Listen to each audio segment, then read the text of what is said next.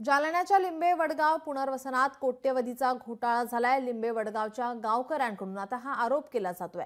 क्षेत्रफळ कमी करून यादीत गावाबाहेरील 200 जणांची नावं न्यासासाठी लिंबे वडगावच्या गावकऱ्यांकडून आता उपोषण केलं जातंय।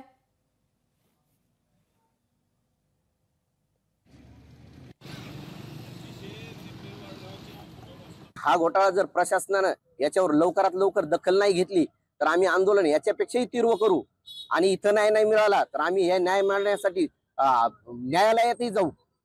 त्याच्यामुळे प्रशासनाला अशी विनंती आहे की त्यांनी लवकरात लवकर या मध्ये झालेला करोडो रुपयाचा घोटाळा ताबडतोब याचा निदर्शनात आणून द्यावा। बाहेरून लोक येऊन 200 लोकांची यादी बोगस तयार झालेली आहे गावात आणि जे जे योग्य लोक आहेत ते बाजूला ठेवलेत आणि ह्या लोकांच्या नावानं मूल्यांकन करून कोट्यवधी रुपयाचा भ्रष्टाचार चालू आहे।